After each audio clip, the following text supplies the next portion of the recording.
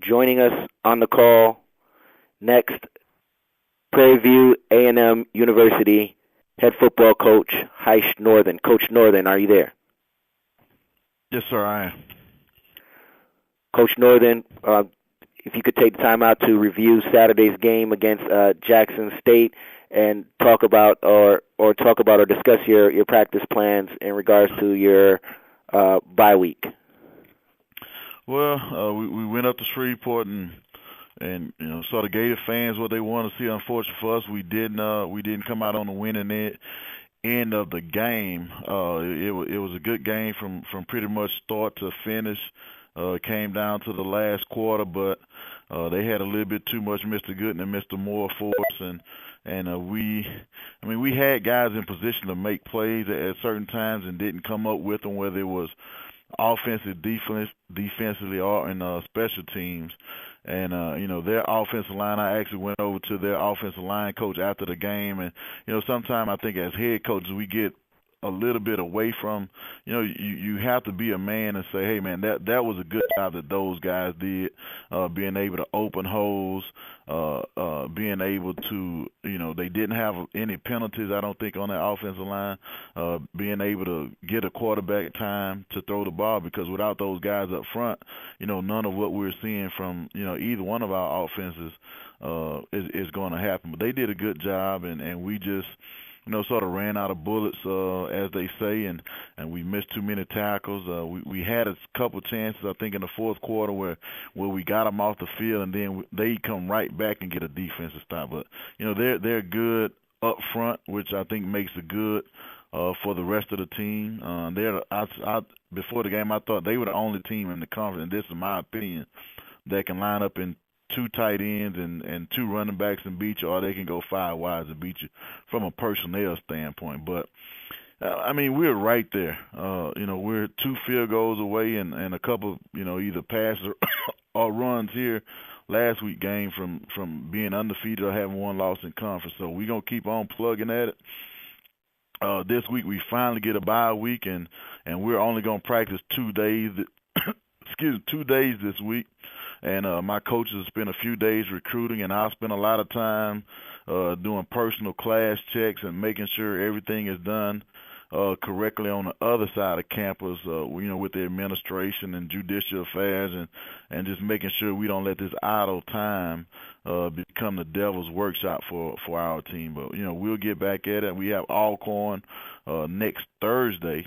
And we'll do some film preparation on those guys, and we'll have some practice and introduce them to what we want to do, and hopefully we'll play better next week than we did this week and get us a win. The floor is now open for Prairie View A&M head football coach Heish Northern.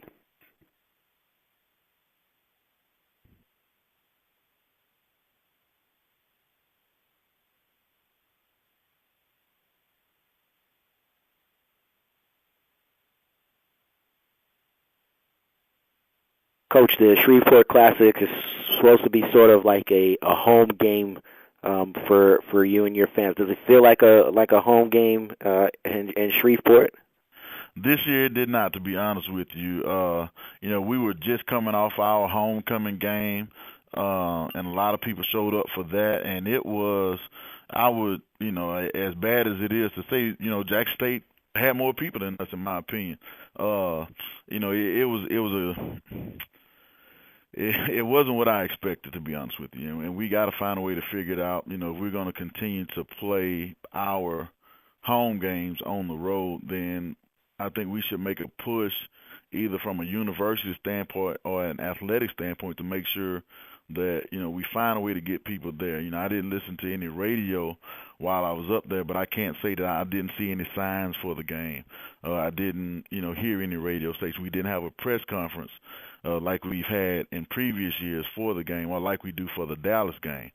So it didn't feel like a home game. Before the game, it was quite a few fans from Jackson there, and they made some funny comments to the players, and we sort of laughed it off. But at the end of the day, we were outnumbered. No, I don't think anyone would dispute that fact. But we got to find a way like I said, from our standpoint, to find a way to get more people in those seats. And it's not like we have a bad team over here. It's not like we're having a bad season. We may not be having the season that we want, but we got to find a way to get these student athletes some support. Or if not, we just need to play at home and make people come play at Blackshear, which is a totally different animal in itself.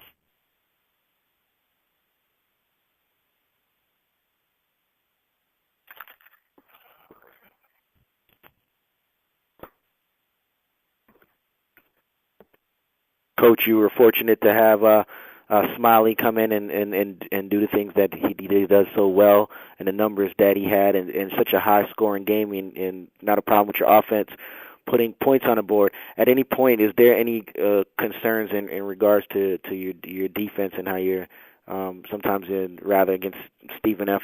Austin and Southern and now Jackson State, as you didn't get your defense to hold during the fourth quarter?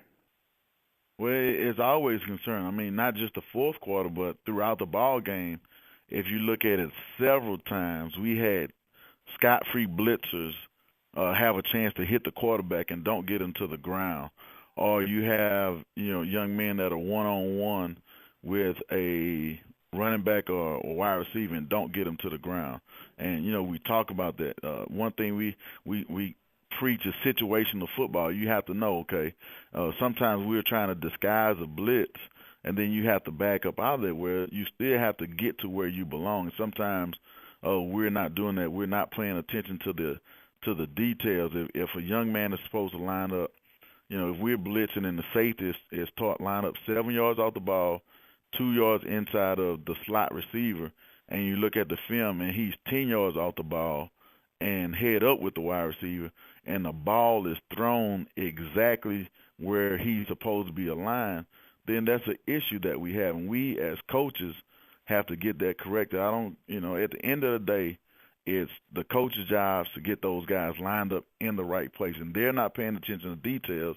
Then the coach in the box need to let the coach on the field know, and we need to get that behavior corrected as soon as possible. And I think those are the things as coaches that we're not doing. Now, still at the end of the day, some of those young players, we started 3 freshmen in the secondary, but it's regardless of classification, those young men have to make some of those plays when they're in a position to make a play. If you're coming scot-free on a blitz from the quarterback's backside, you have to make that tackle. If you're coming up the middle scot-free on a blitz, you have to make that tackle. So it's a twofold thing. Yeah, coaches have to get some of those behaviors corrected, but the players have to make some of those plays, especially when you're not blocked at all. And it's going to be sometimes you got to win one-on-one matchups, and we're not doing that up front. So it makes it hard on the rest of the guys on defense. We're playing 11-1. We might have 10 guys doing exactly what they're supposed to do, but that one guy makes a mistake. Mr. Moore found a way to exploit that guy.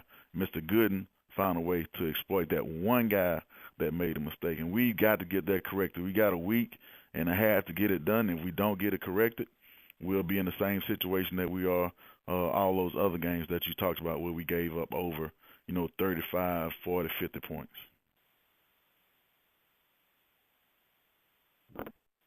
Still time for questions for Prairie View A&M University head football coach Heishma.